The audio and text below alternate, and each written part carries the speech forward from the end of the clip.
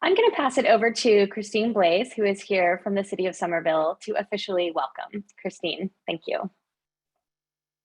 Thank you so much, Carrie, and good evening, everyone. I'm thrilled to be here tonight to welcome all of you on behalf of the city of Somerville. I'm Christine Blaze. I'm the acting director of the city's Office of Sustainability and Environment. The project itself was funded through the Massachusetts Municipal Vulnerability Preparedness Program, known as MVP for short. I wanted to first acknowledge and thank the state for supporting this important work. The city of Somerville was the fiscal host for the project, but it was a fantastic regional effort. We partnered with the cities of Everett, Revere, Chelsea, Winthrop, and Boston, specifically focusing on the neighborhoods of East Boston and Charlestown to complete this assessment. This work supports 2 of the 22 priority actions of Somerville's climate action plan called Somerville Climate Forward. The first is to form a regional coalition in the Mystic River watershed. The Resilient Mystic Collaborative was founded in 2018 with Somerville as a founding member. Today, the RMC, for short, includes over 20 communities and covers almost 100% of the watershed itself and has raised millions of dollars for regional climate resilience projects. The second action is to assess potential interventions for flooding. All 6 of our communities are committed to moving forward with the recommendations in this assessment. We think of this as another big and important step towards making our region safer and more resilient. And I just wanted to give a shout out before I turn it back over to Carrie and everyone to the RMC for all of their fantastic efforts on this project and for facilitating this evening. Thank you all for attending, and I hope you enjoy.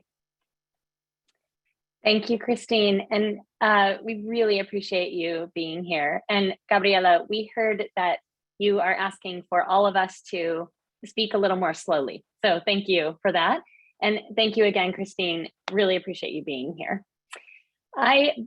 Before we jump into the agenda, I would like to invite your other presenters tonight to introduce themselves. I'd like to ask Dr. Atia Martin to introduce herself, and then Maddie Chisholm, her colleague, and then Katie Hooley, and then Melanie Garate. So, Dr. Martin. Thank you, Carrie. Good evening, everyone. Happy Tuesday. My name is Dr. Atia Martin. I am the CEO and founder of All Aces Inc. And we are so excited that we're able to share what we've learned so far with this process of bringing together social vulnerability with infrastructure vulnerability to tell a story, a more nuanced story. So thank you for joining us this evening. And I just want to give a shout out because we're on the theme of shout outs. I want to give a shout out to my class from Northeastern University, their master's degree students who have joined us this evening and will also be learning from what we learned from the work that we did on this project. So thank you all. And the course is called Building Resilience into Local Government. So that said, I will pass it back to Carrie to introduce the next member of the team, which is Maddie Chisholm. Thanks. Maddie, feel free to jump in. Hi, thanks, Carrie. My name is Maddie Chisholm. I am a project manager at All Aces Inc. Dr. Martin is my boss. I'm very lucky and grateful. And I worked as a research associate on this project with this wonderful, wonderful team that you see on the panel. And I will pass it over to Katie. Thanks, Maddie. Hi, everyone. My name is Katie Hooley. I am a resilience consultant at Everett, which is a global engineering and planning firm. And we helped lead the critical infrastructure aspect of this project. And I will pass it to Maddie to get us started. Or Melanie, sorry. Thanks, Katie. No problem. The M's get a little bit mixed up. I'm Melanie Garate. My pronouns are she, her, ella, and I'm the Climate Resilience Manager for the Mystic River Watershed Association. And I'm excited to present to you all what we've been working on for almost 2 years now. Carrie, I'll let you go through the agenda. Great. Thank you. Well, our agenda tonight is very simple. We will be doing a presentation that will take about 30 minutes. This is part of the presentation, so hopefully a little less. And then we have 20 minutes of Q&A. The Q&A, we can take live questions verbally, but we would love for you to track your questions in the Q&A function, if you would. So if you have a question as we're going through the presentation, please write that question into the chat. Excuse me, not into the chat, into the Q&A. And if you would like to ask a question verbally, you can just say that in the Q&A. Please call on me, I have a question. You can just write that in there if you prefer. So I am going to pass it right over to Melanie to get us into this. And here you go, Melanie, and I'll advance your slides. Carrie, 1 second. Thank you so much for being our host. Why don't you give yourself a little bit of an introduction? Oh, and then I'll begin. Thank you, Melanie. That's kind. Yes, Carrie Hewlett. I am an independent consultant, and I also am staff for the Resilient Mystic Collaborative. Thanks so much, Melanie. All right. Thanks, Carrie, for pulling this all together. All righty. All right, so as Christine from the city of Somerville mentioned, this program really has come out, or this project has come out of the Resilient Mystic Collaborative. So again, this is a regional partnership to tackle climate change in a way that no one municipality can solve alone. And so next slide. And so if we think about what climate resilience is, this is really talking about how can we adapt and prepare for our changing climate to make sure to keep our communities and our environment safe from climate related impacts. And so there's lots of wonderful efforts that are going on to reduce the carbon dioxide and other carbon emissions in the atmosphere to actually lower the amount of changes that we will see in our weather patterns in the future, but some of that is actually baked in. And so how do we prepare that? How do we prepare ourselves now and for future generations to come? And so the Resilient Mystic Collaborative is working to make sure to tackle those challenges and do so regionally, so that way we are able to increase our success and protect the most vulnerable communities. Next slide. And so the area of focus for this project is the Lower Mystic. And so we'll say that multiple times. That is the area that is highlighted in green or yellow towards the bottom of the watershed map. And so the entire watershed is comprised of 21 communities. And the focus of this project is in those 6 municipalities that face lots of flooding challenges due to extreme storms or due to sea level rise. Next slide. And so when we started this project, we really wanted to learn 2 things. What will happen to the infrastructure? So infrastructure meaning the things that are built around us that we need for our daily lives, like streets, highways, airport, oil terminals, health clinics, community health clinics, etc. So what will happen to that infrastructure when a big storm like a nor'easter or like a hurricane hits us and in a much more intense way than there has been in the past, similar to Hurricane or Superstorm Sandy in New York a few years ago. And so that was the first question, and that is something that is typically done across the country and across the world to really assess what will happen when a big storm hits us. And the second question that is not typically done in vulnerability assessments is, well, what will happen to the people? So when the roads and schools and health clinics are damaged or closed due to a climate-related extreme storm, how does that affect people who live in that area? Who are the most vulnerable people, especially people of color, new Americans, elderly folks, and the youth, and then also folks who are lower income. And so our goal is really to understand how climate change affects infrastructure and people, in that lower part of the Mystic. And so we created this project focusing on those two areas. One was the functional exercise. So functional exercise, meaning we created a hypothetical storm, which Katie will go over. And then number two is the social vulnerability assessment, which Dr. Martin will go over. And then this then enables us to look at an equity-centered vulnerability assessment, looking at who is most impacted and understanding who stands to lose the most from such a big storm like this, rather than simply focusing on where is the most money at risk.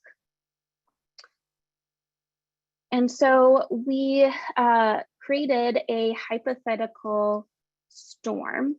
And if we think of different ways that climate change impacts us in the Boston area, we think, or what is going to happen is longer and more extreme heat waves in the summertime, similar to what we saw last summer.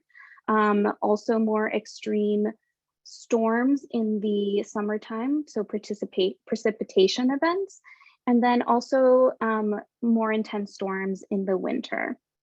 And so for this project, we decided to look at the effects of a hypothetical winter storm or a nor'easter that dumps snow and rain for several days in a row and includes lots of shifts in temperature that tends to freeze the area and cause ripple effects or cascading impacts to all of these different infrastructure sectors. And we decided to call this storm, or this bad winter storm, Big Poppy, similar to the famous baseball player who is a heavy hitter. And so we wanted to explore the impacts of this big storm because it would reveal what ways our critical infrastructure, those roads and bridges and airport and oil terminals that I talked about, how they would be vulnerable to extreme climate, to an extreme climate event. And then we wanted to understand how people would be impacted by all of that. And so now I will pass it over to Katie, who will go over the infrastructure assessment. Great, thanks, Melanie. So the infrastructure assessment really followed kind of three big buckets of tasks. The first was identifying what our regional critical infrastructure is, and working with those infrastructure managers to get them on board, understand what we were trying to do, and hopefully get them to participate in the functional exercise. So on the right here, you'll see we define critical infrastructure using DHS's, or the Department of Homeland Security's, definition of critical infrastructure, as well as FEMA's definition of community lifelines, where lifelines are really the most fundamental services that we rely on as a community, the services that allow us to get to work, to school, and go about our daily lives. So after identifying what that regional critical infrastructure is, we then started to design the functional exercise. So a functional exercise is really a common tool used in emergency management and preparing for extreme events. It's essentially a drill. You design a storm event or an exercise of some sort, and then you have all of the key players come to the table and you run through that event at each stage of the event to understand who's doing what and really make sure everyone understands their role and how to move through the event and respond. So in order to develop the functional exercise, we also had to help the facilities understand their potential risks in this hypothetical storm that we designed. And that's that bucket in the middle where you see facility self-assessments. So we worked with Woods Hole Group, a local firm that has designed a coastal storm model that looks out into the future, including sea level rise and other aspects of climate change. And they developed a storm event for us that's based on a 2050 event, essentially what we would expect to be a 100-year storm in 2050. And then we developed a tool for each of the facility managers to help them understand the impacts to their different assets from this regional storm event. Next slide. So to kick it off, it's important to recognize that there was a lot of legwork that the RMC did to bring everyone to the table for this exercise. So while Arup and All Aces got involved once the MVP grant was secured, the RMC actually started talking to infrastructure managers in late 2018. The project didn't kick off until the summer of 2020. So they spent about a year and a half working with infrastructure managers to identify who was interested in participating and really help everyone understand what the goals of the process and the project would be. So in early 2019, RMC had individual meetings with each of the regional infrastructure managers, and then late 2019 got commitments from each of the facilities that were willing to participate, which led to kicking off the project in the summer of 2020 and completing the tabletop or functional exercise in the fall of 2020. Next slide. So just to highlight who actually was involved in the exercise, this here is all of the sectors that the Department of Homeland Security identifies as critical infrastructure. In red, you'll see the sectors that participated in this exercise. So we had the Mass Department of Conservation and Recreation, or DCR, who manages the Amelia Earhart Dam. We had energy sector providers, Energy Transfer, Eversource, global companies, Gulf Oil Terminal, and National Grid. So that's both our energy infrastructure and some of the oil terminal managers along the coast. We had Mass General Brigham from the healthcare sector, along with transportation, MBTA, MassDOT, and Massport, and the water sector of Boston Water and Sewer Commission and MWRA.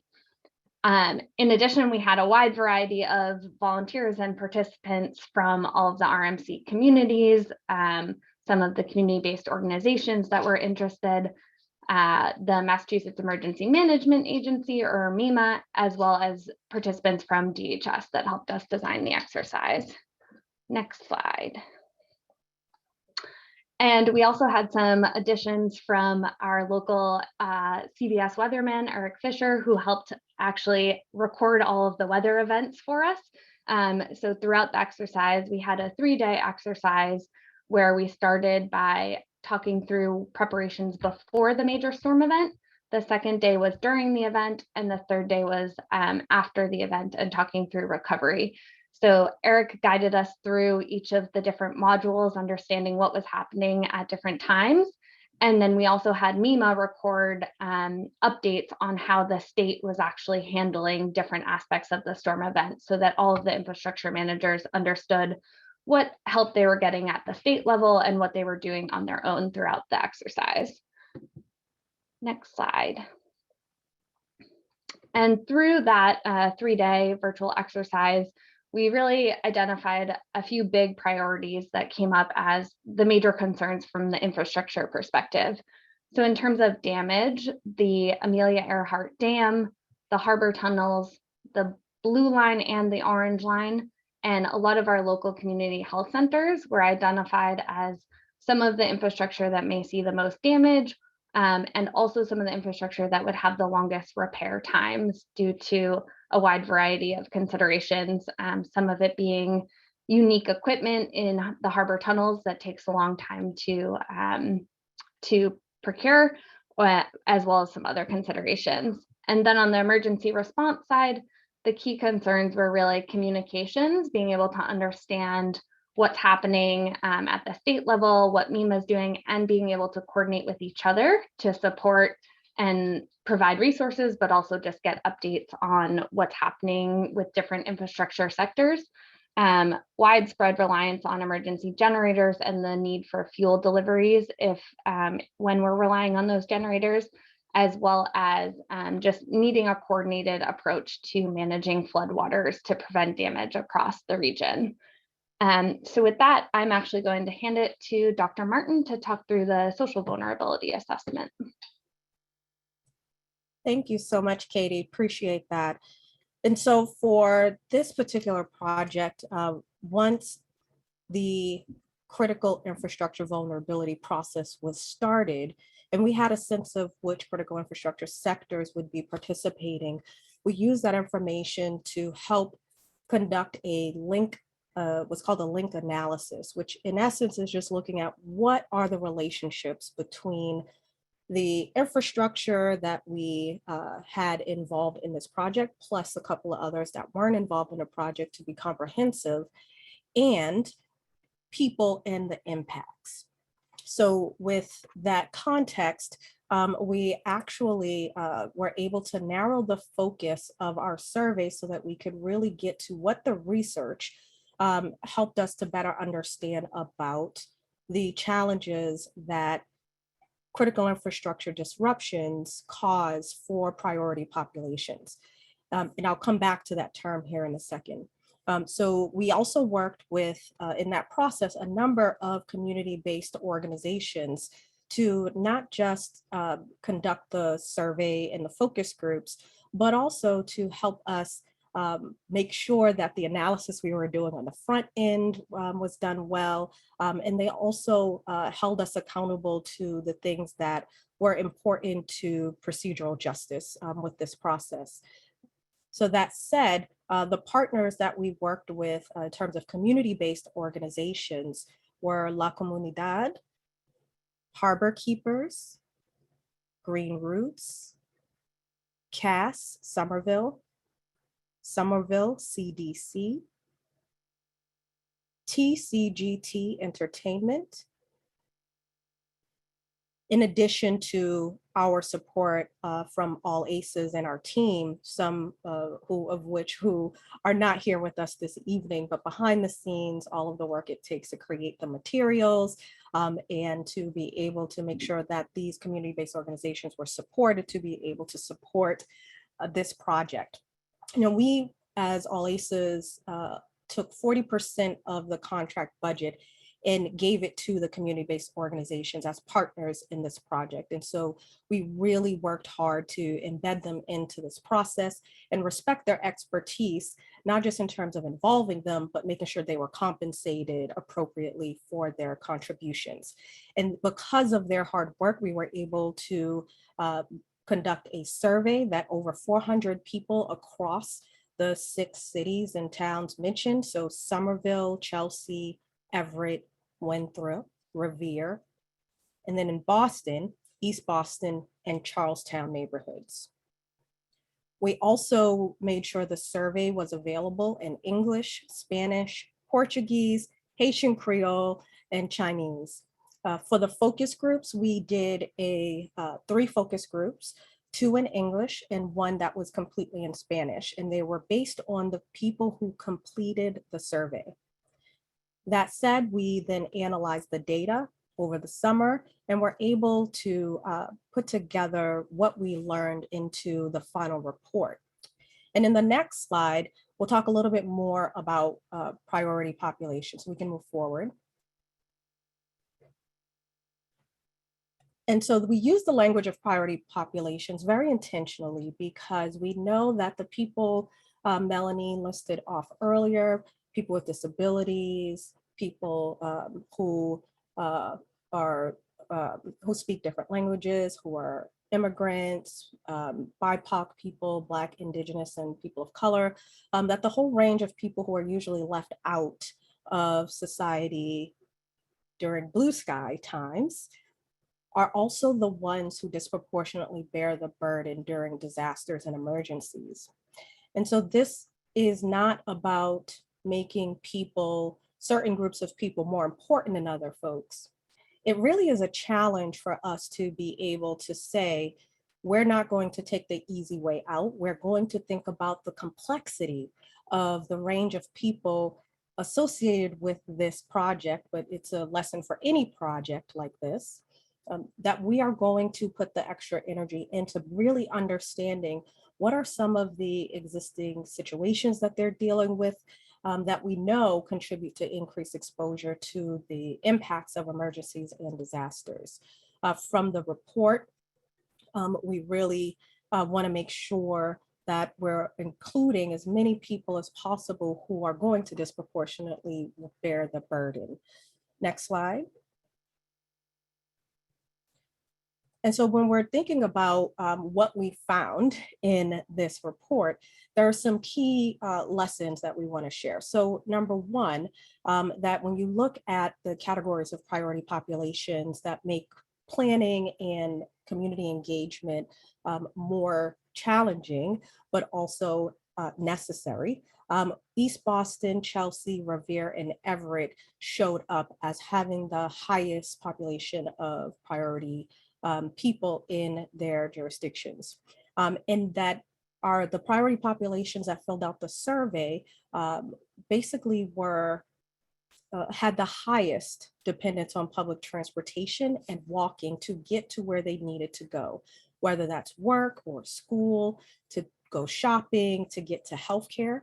And that loss of mobility significantly impacted priority populations, particularly the social connections that people have to other folks that make them resilient in spite of being marginalized, the economic security of being able to leverage public transportation and regular access to pathways, streets and sidewalks to be able to get to where they need to go and to access basic services.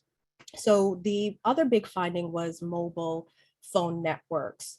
So when those are disrupted, it creates an even bigger challenge than I think folks can imagine for priority populations. What we understand is that in particular, priority populations rely disproportionately more on cell phones to access the internet.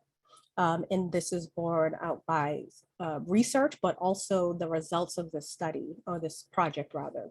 And so the access to the internet was a critical source of communication, connection, and information for priority populations. We also learned that economic vulnerability is a major driver of and very influenced by different forms of social vulnerability that creates the situation that priority populations have to deal with. We know that mutual aid habits may be a foundation upon which to build or strengthen, that the work that grassroots organizations are doing in community is key, and phones are an important way that people connect to those resources in day-to-day life and when there are disasters or emergencies.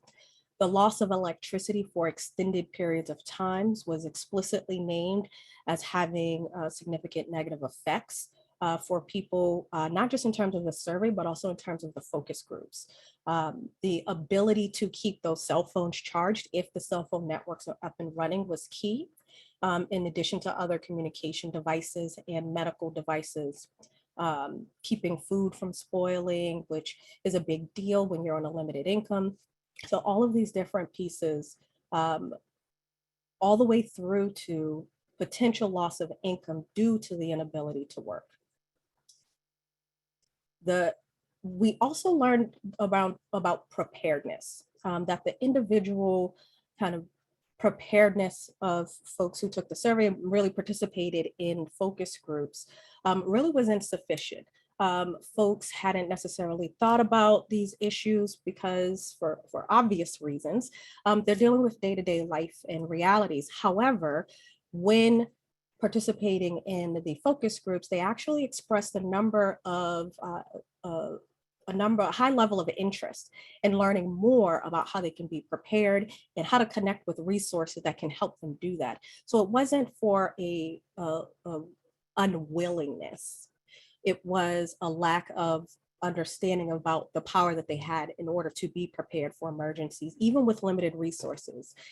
And that there was also this idea that the government was going to be more proactive and had more plans in place than they really did when it came to responding to climate disasters and emergencies, and even mitigation to disasters.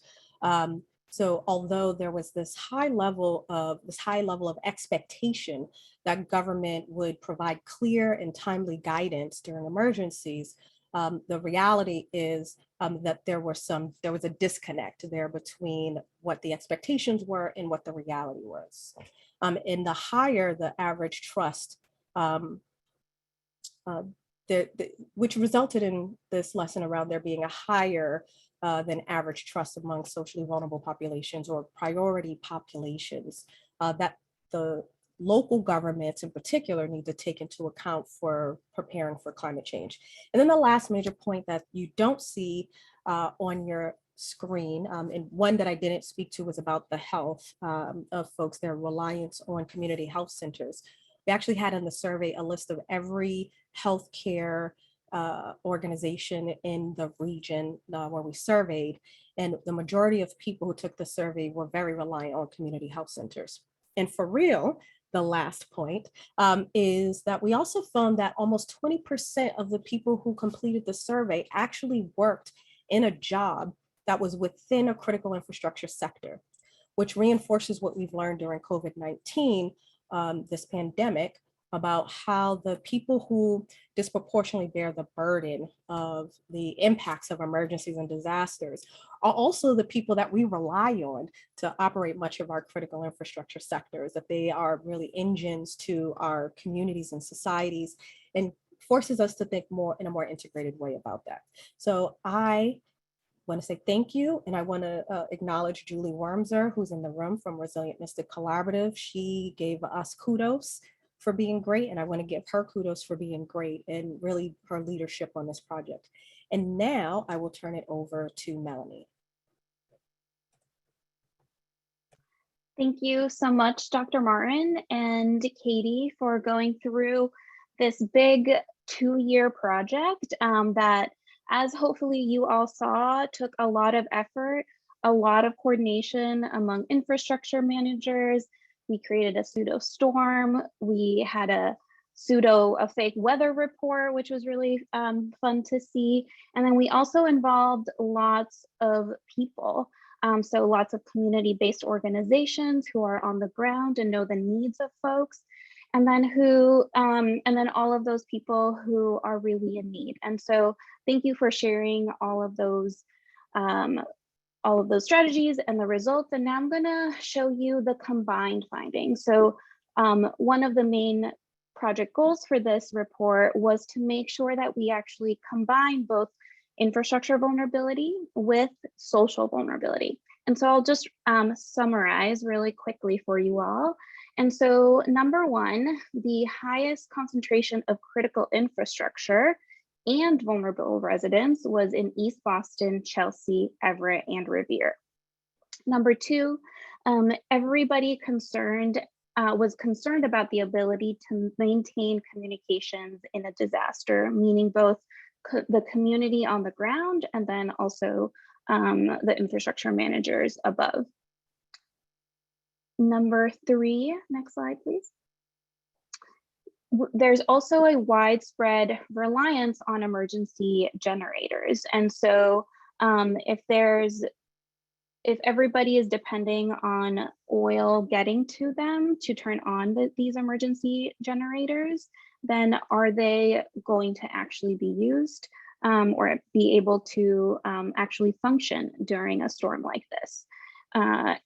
And then also number four is priority areas are harbor tunnels, the subway tunnels, and the dam would flood, the Amelia Earhart Dam on the Mystic River would flood in this type of storm. And so that means that those areas and those communities would be impacted. And right now, the Amelia Earhart Dam is right in the Somerville Malden line, and it will go back to pre-dam times when Malden and that area used to actually be tidal. And in those zones, there's actually community health centers and residential areas. So that would be harmful. Next slide. Number five, maintaining power and communications is critical for both infrastructure facilities and priority populations.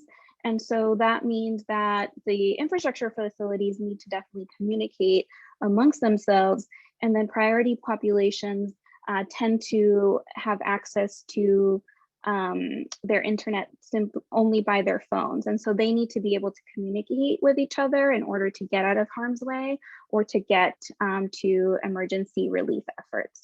And then lastly, the community health centers are extremely critical for priority populations. So meaning those folks who perhaps need to go to weekly checkups or have electronically dependent health devices. And those community centers are highly vulnerable themselves. Next slide. And so within the Resilient Mystic Collaborative, or the RMC, we're really well positioned to now make recommendations so that then we can get to work as a regional collaborative or as individual municipalities to make sure that we are able to tackle some of these issues. And so we've created some recommendations, but we would love to hear more. If you think of them, feel free to put it in the chat or send them to us as well. And so I'll try to go through these quickly.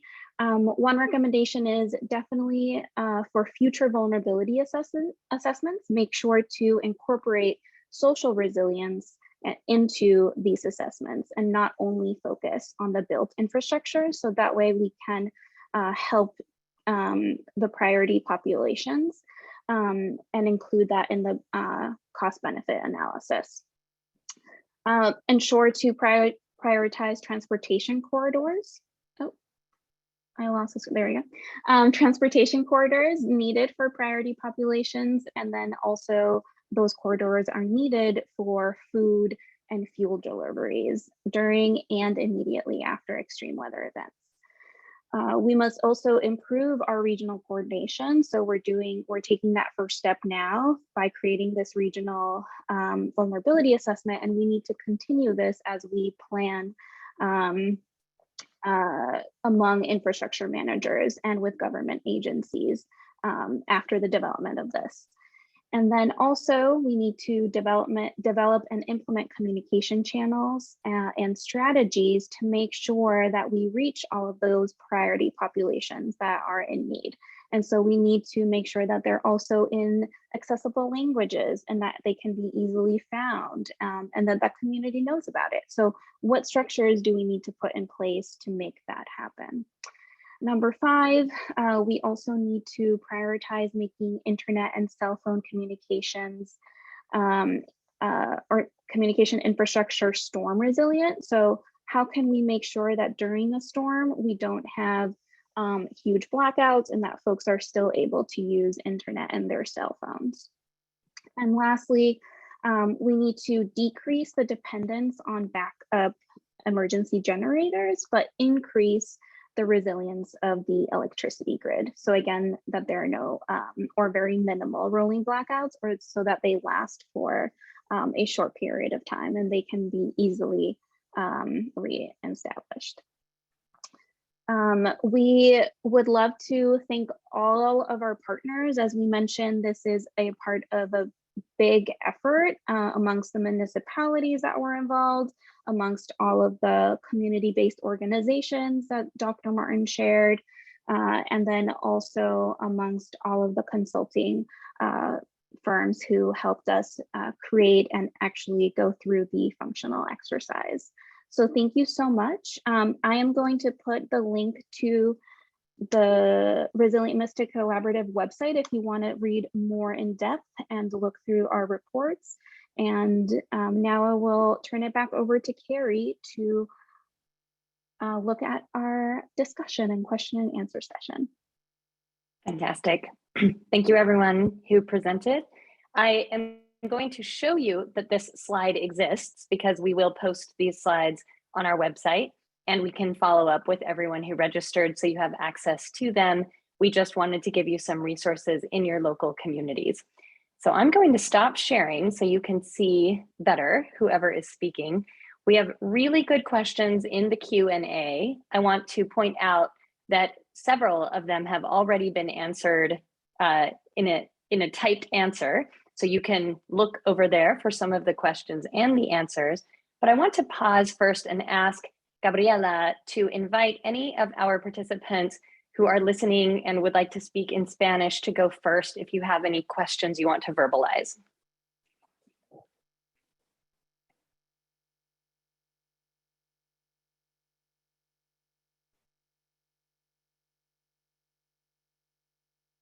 Okay.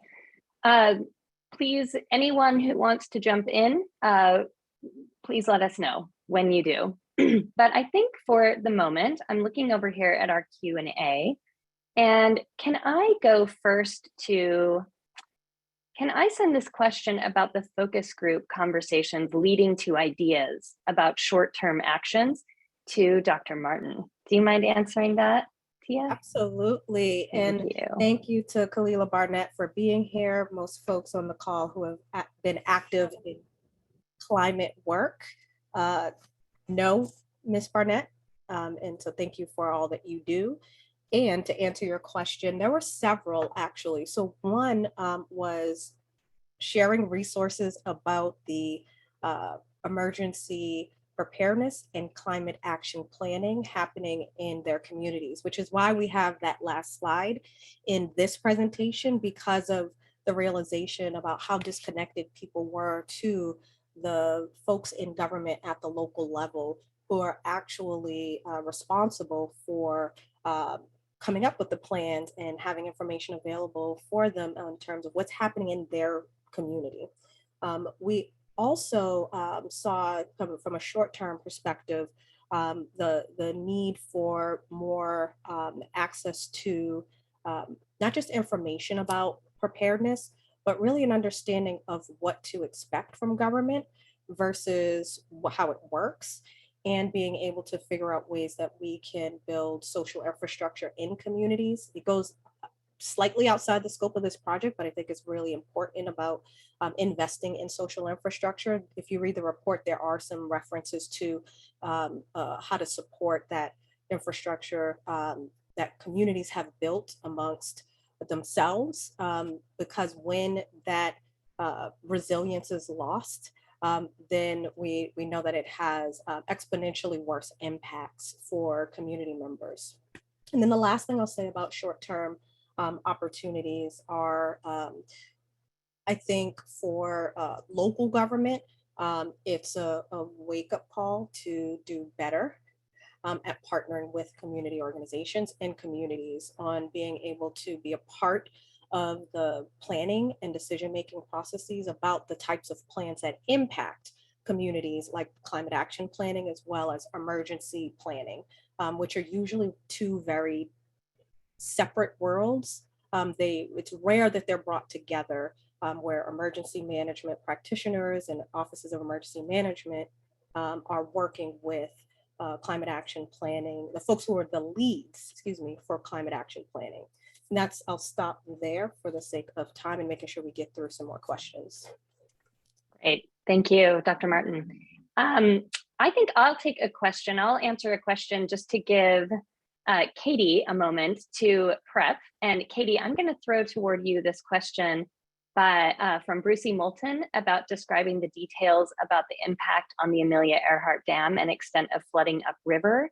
And if you could also, it's another one I want you to try to take, which is also from Brucey Moulton, which is about flooding affecting the ability of other communities bordering on the river. So if you could prep for that one.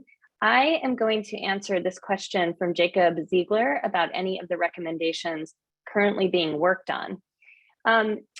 Several of the communities already had in place various efforts that arguably would have made progress on some of the recommendations anyway. So that I want to acknowledge that and say it, and add that the Resilient Mystic Collaborative communities are applying for, are in the process of getting ready to apply for grants from the state to follow up specifically on 4 of the 6 recommendations in one project.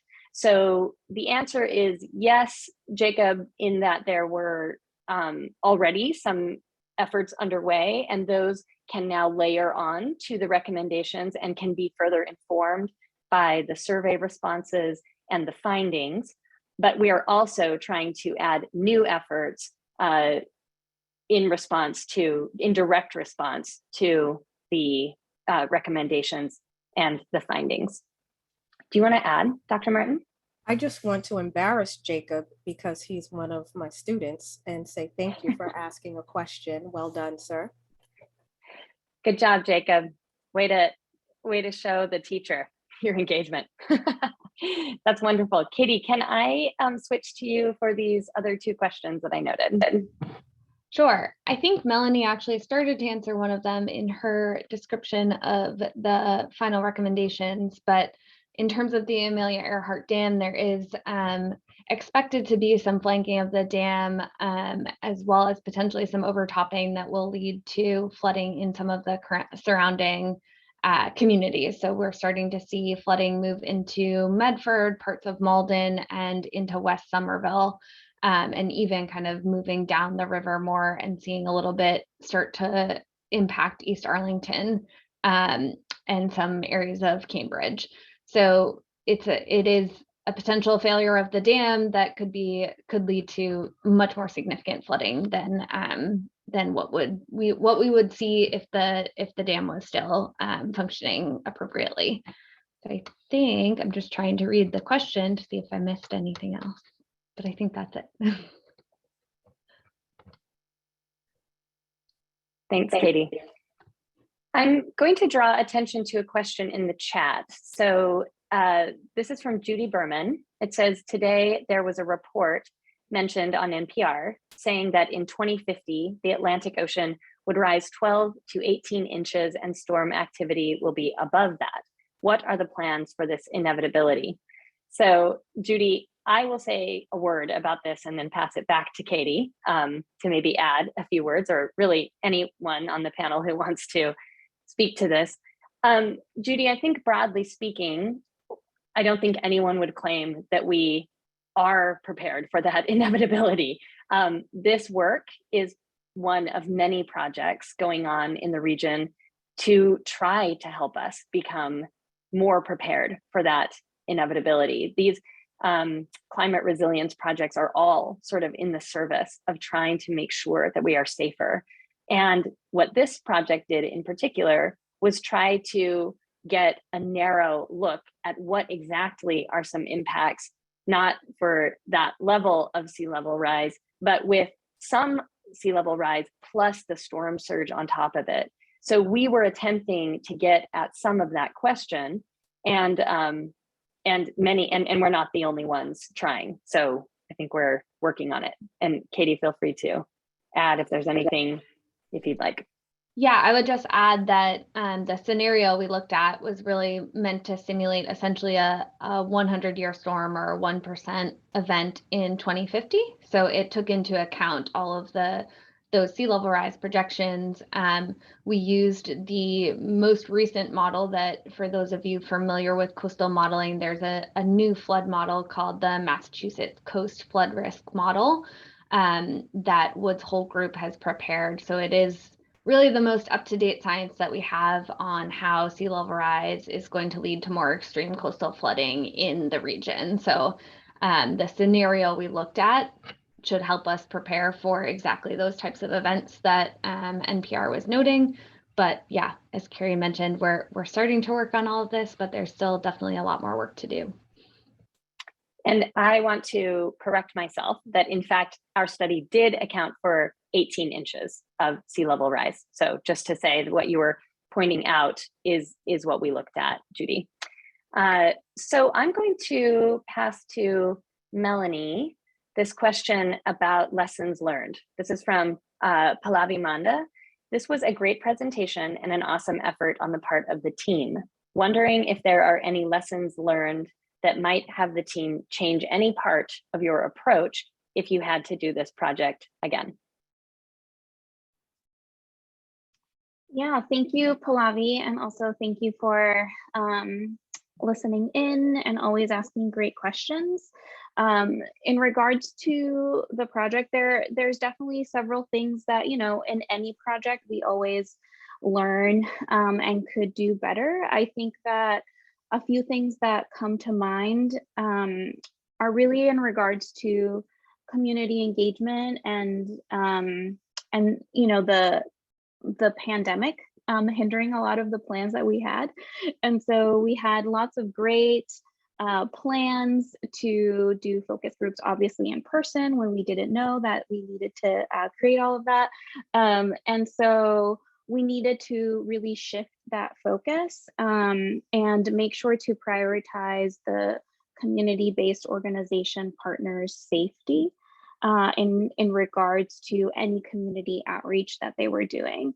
And so in the future, I think we would love to have a little bit more wiggle room in the way that we perhaps describe what types of community engagement we're going to do. So that way they can really be co-created over an iterative process with the community-based organizations that we partnered with. So that is one suggestion that I would have in the future. And then I think also getting them on board around the same time or even earlier in the project when we were doing that functional exercise, so the pseudo Big Poppy storm. So that way they could also be partly involved in that process and understand what that functional exercise even was, and be able to translate that to the community members who were able to take that survey. So I don't know if anybody wants to add anything else, but just on the social vulnerability end, those were a couple of my thoughts. And I'll just add very quickly, with the findings around communications, I think being able to, moving forward, figure out how we work through the tangled web of communication infrastructure to figure out who we can have at the table as part of the infrastructure exercise, as well as integrating community members and the findings so that they have context on why we're so focused on this, as well as the implications to critical infrastructure managers. And I was just going to add, I think one of the things which I don't know if it's a lessons learned, but one of the things we hoped to get out of this exercise with the functional exercise was to be able to bring all the regional infrastructure managers together and have them sort of start coordinating and working together.